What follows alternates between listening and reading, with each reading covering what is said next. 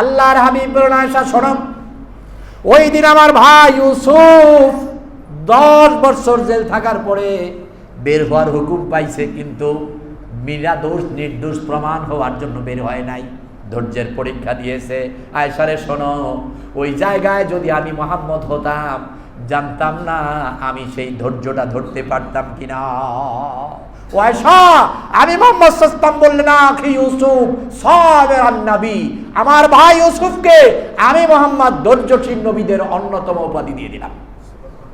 ধৈর্য, এই ধৈর্যের কারণে ইউসুফ আলাইহিস সালাম একদিন কি হয়ে গেলেন? বাদশাহ হয়ে গেলেন। এই ধৈর্যের কারণে মুহাম্মদ সাল্লাল্লাহু আলাইহি ওয়াসাল্লাম একদিন মক্কা বিজয় করে, আপনি দেখেন কতটা ধৈর্য, হুদায়বিয়ার সন্ধি, হজ করতে উমরা করতে মক্কার দিকে রওনা করলেন, পথিমধ্যে বাধা, শর্ত লিখতেছে এই বছর যাওয়া যাবে না, পরে আসা যাবে, কত শর্ত, এই সেই সব কাফেরদের পক্ষে। সর্বশেষ দুইজনে স্বাক্ষর দিবে, একজন মুহাম্মদ আর একজন তাদের কাফের সর্দার। এখন মুহাম্মাদের নিচে নামের নিচে আলী রেখেছে মুহাম্মাদুন নবী ও রাসূল সাল্লাল্লাহু আলাইহি ওয়াসাল্লাম, বা মুহাম্মদ ইবনে আব্দুল্লাহ নবী ও রাসূল। এখন কাফেররা বলতেছে, মুহাম্মদ, আমরা এই স্বাক্ষর লিপিতে স্বাক্ষর তখনই করতে পারি তোমার নামের পেছনে মুহাম্মদুর রাসূল আর নবী লেখা যাবে না, কারণ আমরা তো তোমার নবী আর রাসূল মানি না, অতএব নবী রাসূল কাইতে দাও। কোরআনের গান দিয়ে হাদিসের আলোকে সত্য পথে যেন থাকি অবিচল, তোমার ছায়া তলে করগো কবুল প্রভু, তোমারে অধম বান্দাকে। তোমার দিনকে আমার উপরে চাপাইয়া দিবে, এটা আদৌ সম্ভব না, কারণ এই জীবন ব্যবস্থা বাতিল ব্যবস্থা, মানব রচিত আইন, এটা বাতিল সিদ্ধান্ত, এটা আল্লাহর গজব আর জাহান্নামের পথ। অতএব এই আহ্বান আমাকে করো না, লাকুম দীনুকুম, আল্লাহর জন্য যেই দিন আল্লাহ দিয়েছেন, ইসলাম জীবন ব্যবস্থা, ইন্নাদ দীনা ইনদাল্লাহিল ইসলাম, এটাই হচ্ছে আমার চূড়ান্ত জীবন ব্যবস্থা। তোমরা তো পারো, আমার জীবন ব্যবস্থায় আসো, যদি না পারো আমি তোমাদেরকে আপাতত জোর করলাম না, ছেড়ে দিলাম, মেরে ধরে হাত পা বেঁধে আমার ধর্মে আমার জীবন ব্যবস্থায় তোমাদেরকে আমি নিয়ে আসবো না, তবে দাওয়াত দিতেই থাকবো, দাওয়াত দিতেই থাকবো। এই দাওয়াত দেওয়া যখন শুরু করলেন, মুহাম্মদ সাল্লাল্লাহু আলাইহি ওয়াসাল্লামের উপরে অত্যাচার নির্যাতন নিপীড়ন হয়েছে কি হয় নাই? মক্কাবাসী যখন নির্যাতন শুরু করলেন, এমন নির্যাতন, মুহাম্মদ সাল্লাল্লাহু আলাইহি ওয়াসাল্লাম পাহাড়ের গুহার কাছে বসে আছেন, ধ্যানে মগ্ন। এমন সময় আবু জাহেল পথ দিয়ে যাচ্ছেন, দেখতে পেলেন মুহাম্মদকে, কিন্তু মুহাম্মদ তার দিকে তাকায় না, কারণ তিনি ধ্যানে মগ্ন। আবু জাহেলের চুলকানি হয়ে গেল, অ্যালার্জি হয়ে গেল। এজন্য দেখবেন এখনো কিছু মানুষ, আলেম ওলামা, দায়ী আল্লাহদেরকে দেখলে অ্যালার্জি হয়ে যায়, আছে না নাই? আবু জাহেল এমনিতেই এটা সেটা বলতে শুরু করলেন, গালমন্দ দিতে শুরু করলেন। মুহাম্মদ সাল্লাল্লাহু আলাইহি ওয়াসাল্লাম তার দিকে তাকায় না, তার কথা শোনেও যেন শোনে না, কর্ণপাত করে না, কিছু জবাব দেয় না। আবু জাহেল তার সওয়ারি থেকে নামলেন, মুহাম্মদ সাল্লাল্লাহু আলাইহি ওয়াসাল্লামের কাছে গেলেন, কিচ্ছু না বলে বললেন, বেটা, ও বেটা, এত কথা বললাম, তুমি এত ধৈর্য, আমার কোনো কথার জবাব দিলা না। শেষ পর্যন্ত অনেক আঘাত করার চেষ্টা চিন্তা ছিল, জবাব না দিলে এক পক্ষে ঝগড়া হয় না, তোমার ধৈর্যের কারণে পারলাম না, তবে সর্বনিম্ন একটা সটকানা তোমারে দিয়ে গেলাম। এমন জোরে একটা থাপ্পড় মারলেন গালের ভিতরে, মুহাম্মদ সাল্লাল্লাহু আলাইহি ওয়াসাল্লাম চোখের পানিগুলো ছেড়ে দিলেন, চোখ দিয়ে যেন অন্ধকার দেখতে শুরু হলো, মারাত্মক প্রচন্ড ব্যথা পেয়ে চোখের পানিগুলো ছেড়ে বললেন, আল্লাহ, আবু জাহেলকে মাফ করে দিয়ে তুমি হেদায়েত নসিব করে দাও। ছোট্ট একটি বালক ঘটনা দেখলেন, মুহাম্মদ সাল্লাল্লাহু আলাইহি ওয়াসাল্লামের চাচা আমির হামজা মতান্তরে আবু তালেব, অধিকাংশ ইতিহাসবেত্তাদের মধ্যে আবু তালেব, তিনি তার সফর শেষ করে ঘোড়ার পিঠে গাড়ির কাছে যাচ্ছে।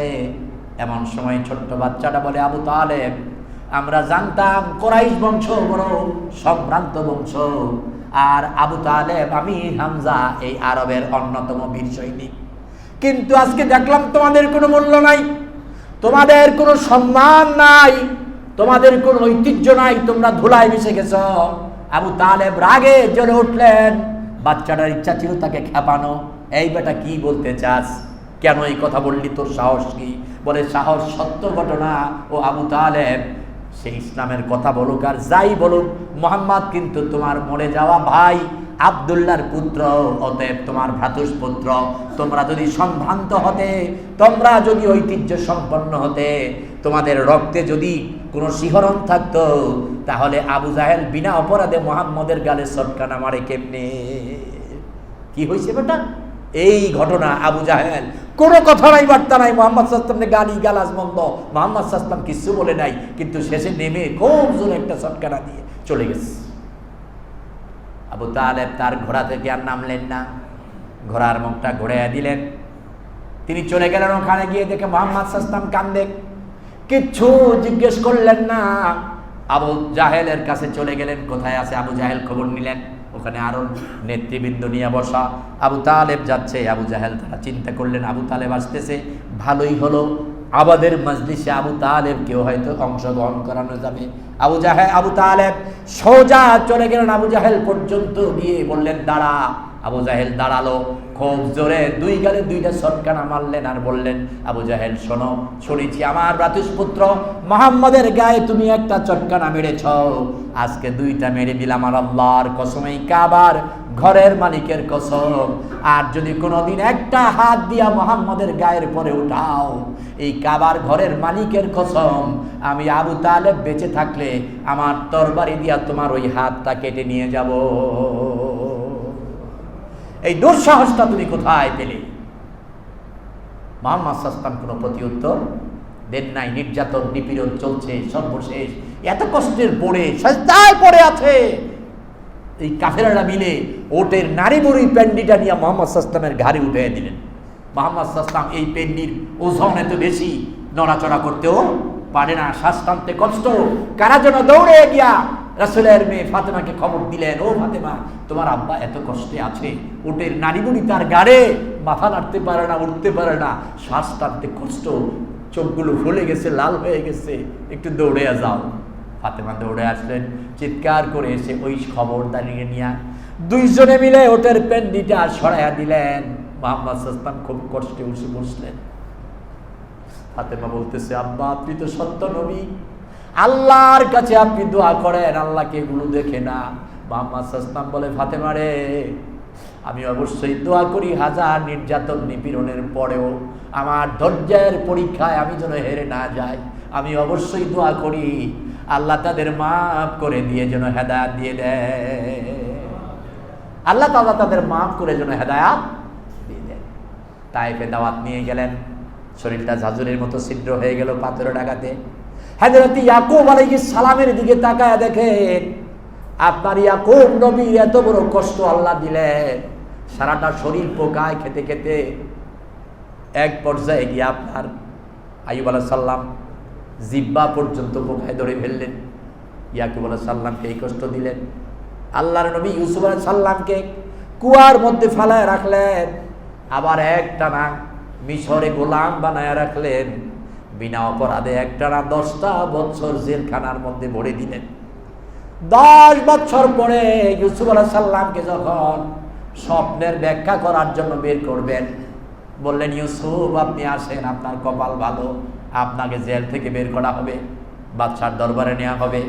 হযরত ইউসুফ আলাইহিস সালাম বললেন, আল্লাহর কসম তুমি তোমার বাদশাকে জানায় দাও, আমি জেলখানার ভিতর থেকে ওই দিন পর্যন্ত বের হব না যতদিন পর্যন্ত না নির্দোষ প্রমাণিত না হব।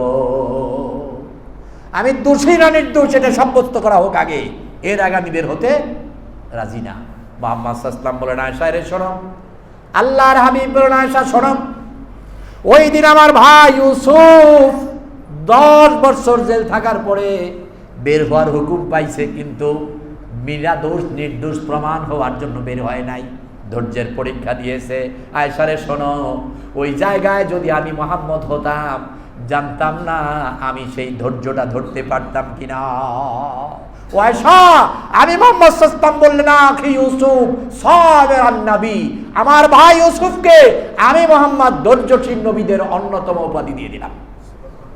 ধৈর্য, এই ধৈর্যের কারণে ইউসুফ আলাইহিস সালাম একদিন কি হয়ে গেলেন, বাদশাহ হয়ে গেলেন। এই ধৈর্যের কারণে মুহাম্মদ সাল্লাল্লাহু আলাইহি ওয়াসাল্লাম একদিন মক্কা বিজয় করে, আপনি দেখেন কতটা ধৈর্য, হুদায়বিয়ার সন্ধি, হজ করতে, ওমরা করতে মক্কার দিকে রওনা করলেন, পথিমধ্যে বাধা, শর্ত লিখতেছে এই বছর যাওয়া যাবে না, পরে আসা যাবে, কত শর্ত, এই সেই সব কাফেরদের পক্ষে। সর্বশেষ দুইজনে স্বাক্ষর দিবে, একজন মুহাম্মদ আর একজন তাদের কাফের সর্দার। এখন মুহাম্মাদের নিচে, নামের নিচে আলী রেখছে মুহাম্মাদুন নবী ও রাসূল সাল্লাল্লাহু আলাইহি ওয়াসাল্লাম, বা মুহাম্মদ ইবনে আব্দুল্লাহ নবী ও রাসূল।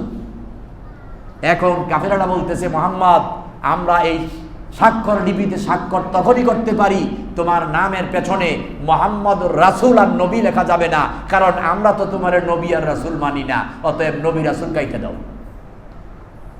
কথাটা বড় না ছোট? কথাটা বড় না ছোট? নবী রাসূলটা কাইটা দাও। ছোট্ট কথাটার ভিতরে কত বিশাল কথা লুকিয়ে আছে। হযরত আলী বললেন, আল্লাহর হাবিব, নবীজি বললেন আলী কাটো। হযরত আলী বললেন, আল্লাহর হাবিব, আল্লাহর কসম, আমি জীবন দিতে পারি, কিন্তু আপনার নাম থেকে নবী রাসূল শব্দটা কাটতে পারি না। মুহাম্মদ সাল্লাল্লাহু আলাইহি ওয়াসাল্লাম বললেন, আলী, আমি দোয়া করি আল্লাহ তোমার শাহাদাত নসিব করুক, কিন্তু আমি মুহাম্মদ নির্দেশ দিচ্ছি, আর এই নির্দেশটা আল্লাহর নির্দেশ মনে করে আপাতত আমার নাম থেকে নবী ও রাসূল কেটে দাও, কারণ আল্লাহ রাব্বুল আলামিন এই মহান ধৈর্যের মধ্য দিয়ে আমাদেরকে অবশ্যই বিশাল সফলতা দেবে। এজন্য ইসলামের বিজয়ের মধ্যে অন্যতম বিজয় হচ্ছে হুদায়বিয়ার সন্ধি। অন্যতম বিজয় নয়, অন্যতম বিজয় হচ্ছে হুদায়বিয়ার সন্ধি। এর কারণ হচ্ছে ধৈর্য। এর কারণ কি? ধৈর্য। এজন্য আল্লাহ রাব্বুল আলামিনের পরের আয়াতেই বললেন, ইয়া আইয়ুহাল্লাযীনা আমানুস্তাঈনু বিস-সাবরি ওয়াস-সালাহ ইন্নাল্লাহা মা'আস-সাবিরিন। আচ্ছা, আপনি আল্লাহকে আপনার সাথে পাইলে চলবে? আল্লাহকে যদি আপনার সাথে পান তাহলে চলবে আপনার? কথাটা বুঝেন নাই? আল্লাহকে যদি আপনার সাথে পান, আল্লাহ যদি আপনার সাথে আসে, এর মানে আপনার সাথে থাকা তো লগে লেগে থাকা না। আল্লাহ আপনাকে ভালোবাসে, আল্লাহ আপনার দিকে দৃষ্টি রাখে। আল্লাহ কয়, নিশ্চয়ই আমি ধৈর্যশীলদের সাথে। ইন্নাল্লাহা মা'আস-সাবিরিন, নিশ্চয়ই আল্লাহ ধৈর্যশীলদের সাথে। নিশ্চয়ই আল্লাহ তাআলা ধৈর্যশীলদের সাথে। এজন্য আল্লাহ বলেন, অতএব যারা ঈমান এনেছো, ইস্তাঈনু বিল্লাহ, আল্লাহর উপরে ইস্তাঈন করো, আল্লাহর উপরে তোমরা ইস্তাঈন করো, আল্লাহর উপরে নুস্ত হও। এরপরে তোমরা ধৈর্য ধারণ করো, আর ধৈর্যের সাথে সালাত আদায় করো। তাহলে এখানে সালাতের আগে কি বললেন? ধৈর্য। এখানে আল্লাহ তাআলা সালাতের আগে কি বললেন? ধৈর্য। এরপরে আমার ভাইয়েরা, সাহাবীরা যখন দল বেঁধে মুহাম্মদ সাল্লাল্লাহু আলাইহি ওয়াসাল্লামের কাছে গেলেন, নবী আমাদের রক্ত মাংসগুলো গলিয়ে দিচ্ছে, আমরা অত্যাচার, নির্যাতন, নিপীড়ন, আমাদের গলা কেটে নেয়, হাত কেটে নেয়, কলিজা কেটে নেয়, কাফেররা আগুন দিয়ে পোড়ায়, আমাদের মাংস পোড়ায়া দেয়। ও নবী, তাস্তাঈনু বিল্লাহ, আপনি আমাদের জন্য দোয়া করেন, তাদউ লানা, আমাদের জন্য কি আপনি দোয়া করবেন না? আল্লাহর হাবিব বলে, লা তানসুরা তাস্তাঈন বিল্লাহ, তোমরা বড্ড তাড়াহুড়া করছো, অধৈর্য হয়ে গেছো, ধৈর্য ধারণ করো। তোমাদের আর কি করে? তাকায়া দেখো, তোমাদের পূর্ববর্তী নবীদেরকে করাত দিয়া ছিঁড়েছে, গলা কেটে ফেলেছে, তোমাদের পূর্ববর্তী নবীদের হাত কেটে নেওয়া হয়েছে। অতএব ধৈর্য ধারণ করো, ধৈর্যের পরীক্ষায় যদি উত্তীর্ণ হতে পারো, অবশ্যই আল্লাহ রাব্বুল আলামিন তামাম পৃথিবীতে আমাদের বিজয় দিয়ে দিবে। দেয় নাই? এমন বিজয় দিলেন, ইযা জাআ নাসরুল্লাহি ওয়াল ফাত ওয়া রাআইতান নাসা ইয়াদখুলুনা ফি দীনিল্লাহি আফওয়াজা। এমন বিজয় দিলেন, তাম পৃথিবীতে দলে দলে অসংখ্য মানুষ ইসলাম গ্রহণ করতে শুরু করলেন। করে নাই? এই ধৈর্যের ফলাফল। এই জন্য আল্লাহ রাব্বুল আলামিন আরেক জায়গায় বলেন, ইয়া আইয়ুহাল্লাযীনা আমানুসবিরু ওয়া সাবিরু ওয়া রাবিতু ওয়াত্তাকুল্লাহ। আল্লাহ বললেন, দুনিয়ার মানুষ শোনো, ঈমানওয়ালারা শোনো, জান্নাতে যারা যেতে চাও তারা শোনো, যারা আমি আল্লাহর প্রিয় হতে চাও তারা শোনো, ধৈর্য ধারণ করো। শুধু ধৈর্য ধারণ করলেই হবে না, ধৈর্যের পথ অবলম্বন করলেই হবে না।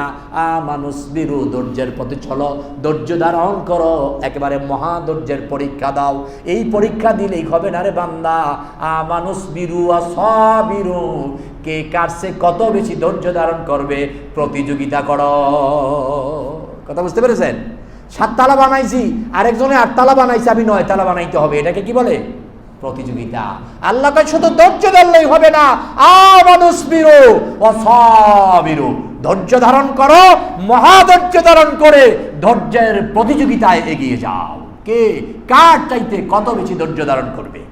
অতএব আমাদের ইমানের কোয়ালিটির জন্যে, সফলতার জন্যে, এই মুসলিম জাতির সফলতার জন্যে, নাজাত পেয়ে জান্নাতের জন্যে, আল্লাহকে পাবার জন্যে আমি যা দেখছি আমার এই মুসল্লির, আমার ধৈর্যের প্রয়োজন অনেক বেশি, ধৈর্যের প্রয়োজন অনেক বেশি। আর এটা আমার নির্দেশ নয়, এই নির্দেশ কার? এই নির্দেশ কার? আল্লাহ তাআলার। অবশ্যই আমাদেরকে ধৈর্যের মতো একটি মহাগুণে গুণান্বিত হতে হবে, এই কোয়ালিটি অর্জন করতে হবে।